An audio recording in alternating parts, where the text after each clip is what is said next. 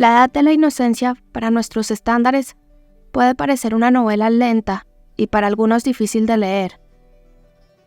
Pero en realidad es una novela de escritura delicada, con una estructura con cadencia y una historia intrigante, en donde el silencio tiene un peso importante.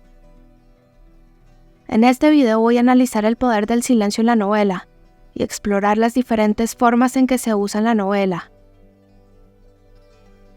Antes de empezar es importante mencionar que vas a encontrar spoilers más adelante, por lo que si estás interesado en leer el libro, te dejo en la caja de descripción el link del audiolibro. También te invito a dejar tus opiniones en los comentarios, darle like al video, suscribirte y activar las campanas de notificaciones para que no te pierdas de ningún video o audiolibro.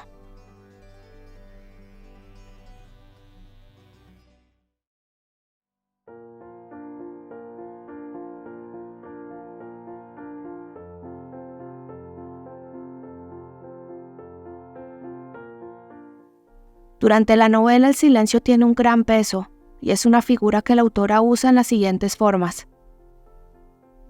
Como una forma de representar a la figura de la mujer en la sociedad, para explicar las interacciones y la forma de ser de la sociedad, y a través de las historias no contadas.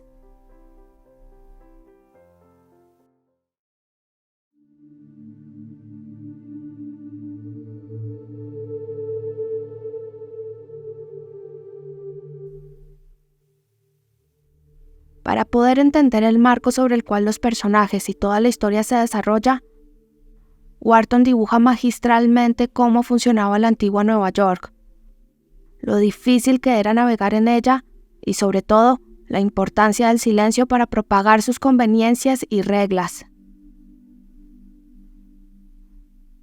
Lo interesante es que la Nueva York que la autora nos presenta es la sociedad que Wharton conoció en su juventud, por lo que le da un aire de novela histórica al libro y hace aún más interesante y fidedigna sus descripciones. En esta sociedad, al igual que en muchas otras, el rango social es una parte integral de su existencia y destino, por lo que los detalles sociales son muy importantes. Esto lo podemos ver en una escena particular de la novela, en la escena que May y Archer están planeando, y que su madre dice: el ponche a la romana le da toda la diferencia, no en sí mismo, sino por sus múltiples implicancias. Con la frase múltiples implicancias, no solo abarca todas las tradiciones que son tan importantes para los altos niveles de la antigua Nueva York, sino que al aplicarlas demuestran quiénes son los Archer y dónde se encuentran en el rango social.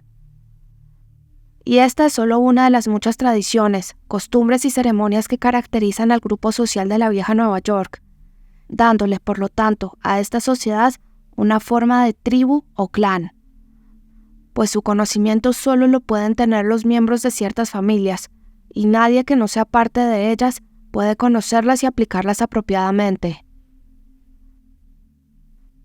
Así pues, la sociedad que se nos describe es bastante provinciana, anticuada y muy satisfecha de sí misma. Al estar compuesta por una red de familias que, como la abuela Mingo te indica, se ha estado casando entre ellas por generaciones, no admite forasteros de ningún tipo, ni extranjeros ni nuevos apellidos. En lo relativo a los extranjeros, es muy claro el rechazo que sienten hacia tener una asociación permanente con ellos. Y de hecho, cuando Archer, su madre y su hermana viajan al exterior, estas últimas siempre evitan conocer personas nuevas. El código de silencio es la única forma de control que esta sociedad puede ejercer para mantener su cohesión. La capacidad de la vieja Nueva York para comunicarse a través de estos silencios es su mayor fortaleza, ya que están llenos de un entendimiento total. Pero para poderlo ejercer, necesitan de árbitros que vigilen y controlen. Y en el libro estos son los Van der Luyden y Sillerton Jackson. La descripción que se hace de los Van der Luyden es que están en la cima de la pequeña y resbaladiza pirámide, y que son a quienes todos los neoyorquinos recurren como tribunal de última apelación. Como jueces, al igual que jurados, son los portavoces de alguna remota autoridad ancestral, y por lo tanto, los elegidos para el mantenimiento del status quo. Al ser descendientes de la familia más antigua y distinguida de Nueva York, son los portavoces oficiales, y eso les permite determinar lo que se puede y se debe decir, y lo que debe ser silenciado. El hecho de que están firmemente alienados con la autoridad hace que lo que decían sea literalmente la ley, ya que mantiene y proviene de la autoridad remota ancestral. Y el hecho de que tomen decisiones privadamente y que su poder se ejerza remotamente y lejos de la vista del público, es el prototipo que se establece para la hegemonía de ese pequeño mundo. Como segundo árbitro está el chismoso Jackson Sillerton, quien al llevar un registro mental de los escándalos y misterios que ardieron bajo la superficie inalterable de la sociedad neoyorquina, posee un recuento de lo que es aceptado y por tanto proporciona un contexto sancionado para hablar sobre lo indecible. Y además, funciona como una válvula de escape a quien todos acuden para confesar sus pecados, pero que al actuar como confesor mantiene lo indecible a raya, pues nunca revela estos secretos. Y también, como árbitro, informa cuando un miembro ha roto alguna regla e interviene para que enderezca su camino. Pero aunque los Van der Luyten y Jackson Sillerton sirven de árbitros, la hegemonía de la vieja Nueva York depende del poder comunitario de ejercer el silencio sobre lo que se califique de sufrimiento, desagradable, escandaloso, original o cualquier cosa que se considere ajeno o presagio de cambio.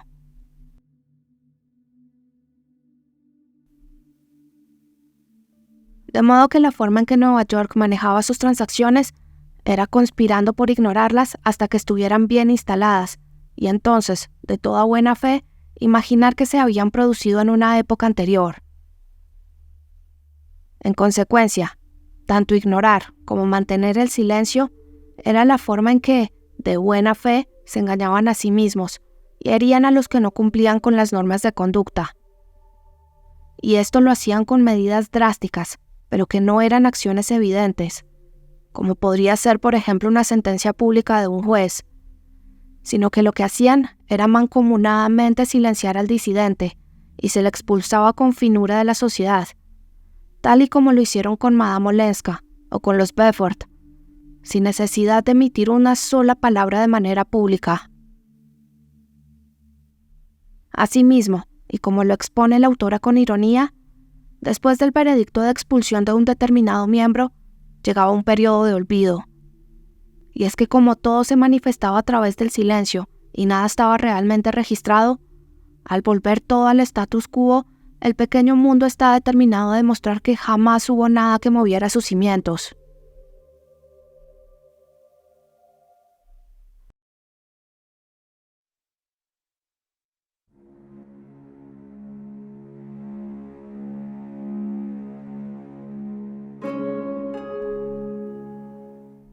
Lo primero que salta a la vista es que la historia es contada desde la perspectiva de Archer, y no de May o de Ellen.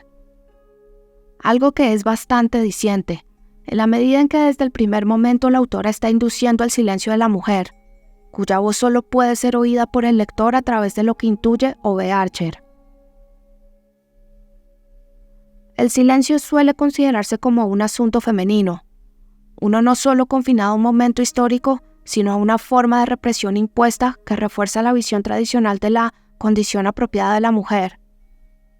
Por condición apropiada se entiende que para que una mujer pueda ser considerada como buena, en el mundo que nos presenta la novela, tiene que cumplir con el deber de ser agradable y de no hablar o pensar por sí misma, esperar a que los hombres le hablen y no tener un pasado ni experiencia. Con esto en mente, Warthon decide silenciar a las protagonistas para dar más peso a la restricción social que las mujeres, y que ella misma en su época tienen que soportar, en donde sus opiniones y visiones están ceñidas a lo que la sociedad considera apropiado. En la novela, Warthon se sirve de las protagonistas, May y Ellen, para entregarle al lector el menú de lo que para la época se consideraba una buena mujer y una mala mujer. May es el arquetipo de la perfección femenina de su época. Es hermosa, delicada y con una mente inocente, sin pasado o experiencias. Ha sido criada para ser una hija y esposa obediente y no cuestionar absolutamente nada. Es una figura programada para que todos sus movimientos sean planeados por los demás y nunca por ella misma. Solo una vez en toda la novela habla por sí misma, y es cuando le dice a Archer que si está enamorado de otra puede romper el compromiso. Pero luego, o antes de ello, jamás vuelve a hablar. Por otro lado, Ellen es la mujer subversiva, que va en contra de la hegemonía. Desde cuando en la primera escena aparece en el teatro, su misma ropa va en contra de lo establecido, y para rematar, suele decir la verdad.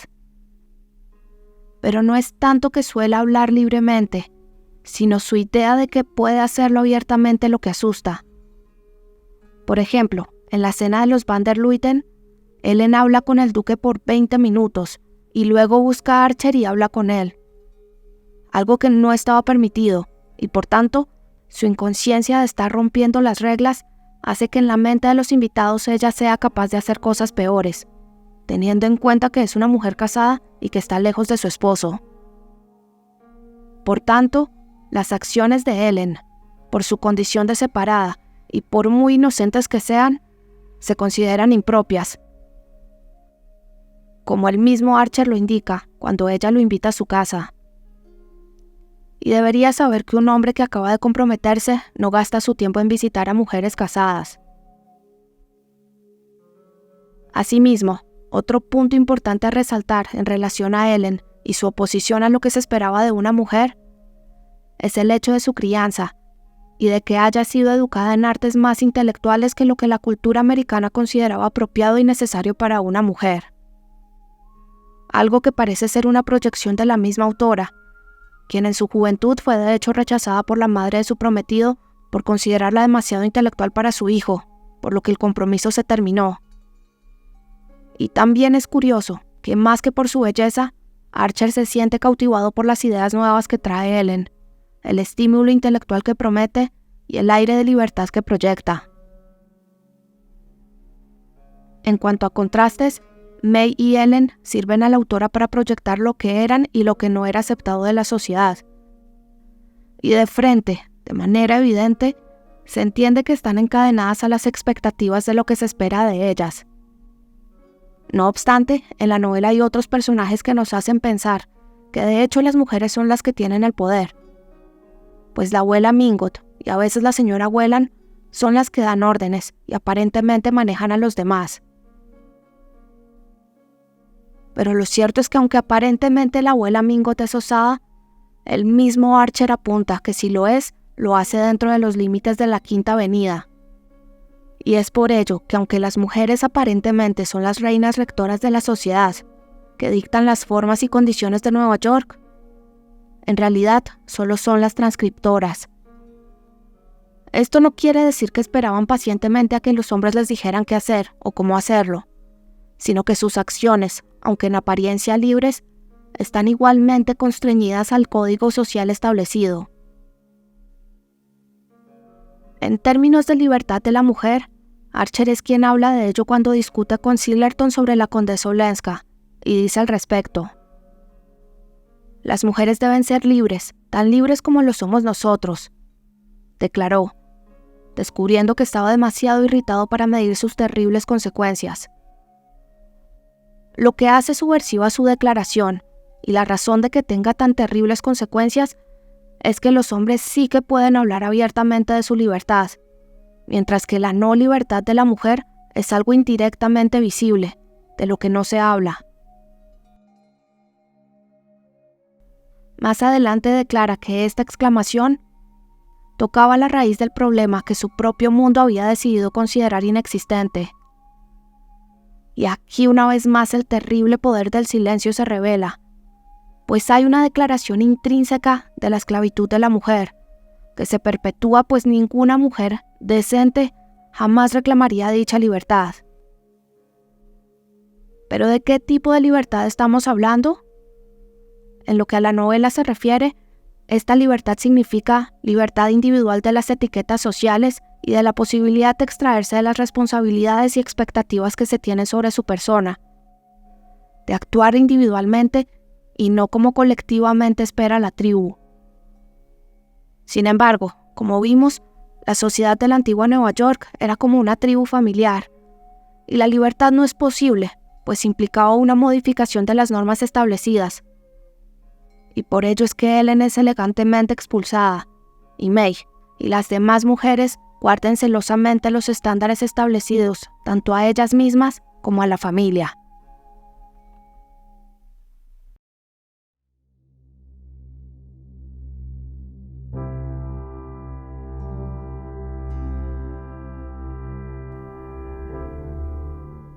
Otra característica interesante de la novela, y a veces frustrante, es el hecho de que existen bastantes silencios en relación a historias no contadas, siendo la más pivotal e importante la historia de Ellen.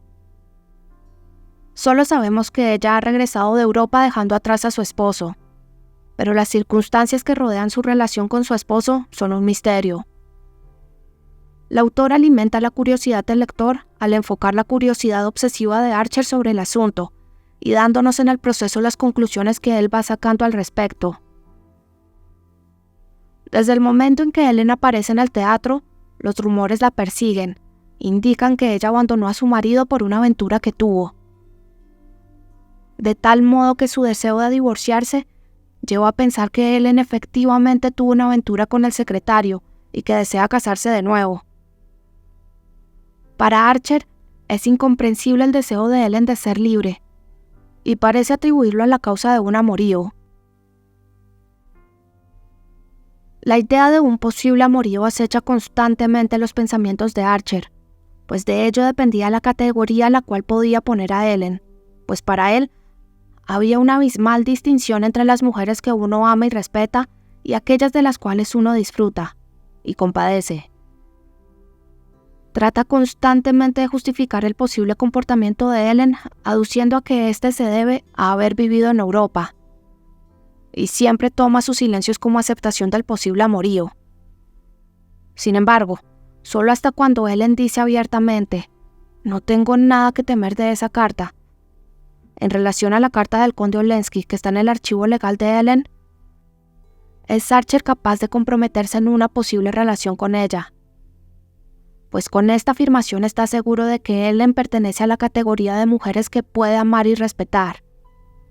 Lo irónico es que solo se da cuenta de ello cuando es demasiado tarde, pues el matrimonio con May ya está en ciernes. La otra historia no contada es la de May, historia que tanto para el lector como para Archer no genera curiosidad, en la medida en que Archer asume que May es una mujer de su sociedad que no tiene pasado o experiencia interesante, a diferencia de Ellen. De hecho, a May solo la vemos a través de los ojos de Archer. Él proyecta su ideal de inocencia en May, así como proyecta un aura de secreto a Ellen. Pero por más que Archer decida verla como una persona inocente y casi fabricada, la verdad es que ella no lo es, y sus interacciones con ella suele malinterpretarlas para que siga permaneciendo en la categoría que él le ha asignado. Cuando ella pregunta por su necesidad de apurar la boda, Archer reconoce su perspicacia, pero cuando él apacigua sus miedos y ella cree en sus promesas, de repente para él, May desciende de su eminencia de mujer a una timorata juventud y se siente decepcionado. Esta es la única escena donde May tiene potencial de crecimiento y cambio, pero Archer decide ignorarlo y por el resto de su matrimonio la sigue considerando como una mujer prototipo, sin personalidad o pensamientos propios. No es sino al final de la novela que Archer abre los ojos y es capaz de entender que May no era una joven timorata inocente, sino que siempre supo de su relación con Ellen y que de hecho actuó al respecto.